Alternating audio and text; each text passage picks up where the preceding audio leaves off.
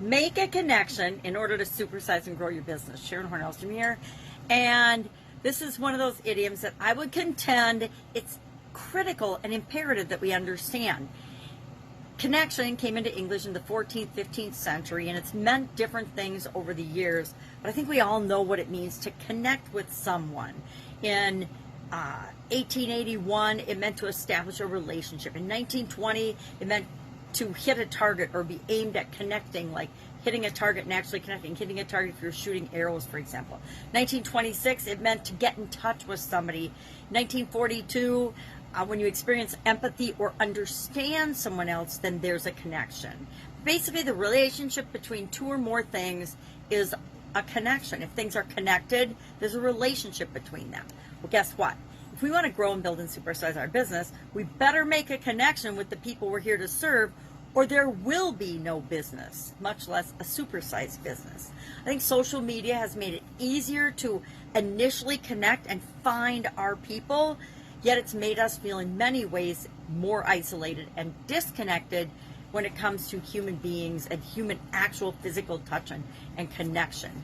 We've all had experiences where social media has benefited us in terms of we build a relationship online and we meet the people and we just click right away because we've built up rapport already. And then we've also had situations where we've never met someone and we just get a weird feeling about them. And then when we meet them, we're like, oh my gosh, I misunderstood. So we get, sometimes like in real life, sometimes we get a wrong first impression, sometimes we get a great impression. But it's all about coming together and making a connection. Our businesses, no sales happen if we don't have a meeting of the minds and come together and make a connection. And it doesn't have to be a physical connection, but it has to be an exchange of value connection.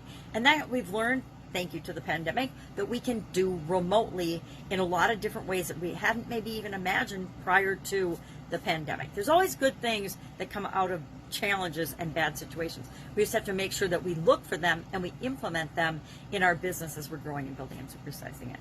So I've used this, I couldn't even tell you how many times I've said connection or to make a connection and use this particular idiom. It's just kind of a part of my everyday language because that's what we do. We connect. I love to connect other people, connect other parties, make referrals, network, etc. So curious your experience with this particular idiom? We can connect over sharing our experiences.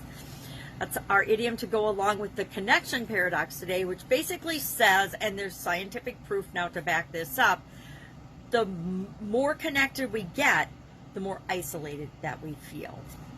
All right, have an awesome day. If I can help you anyway, ask. Otherwise, I will be with you tomorrow. We're going to talk about an idiom related to the fail paradox. Have an awesome day. I'll see you tomorrow. Bye.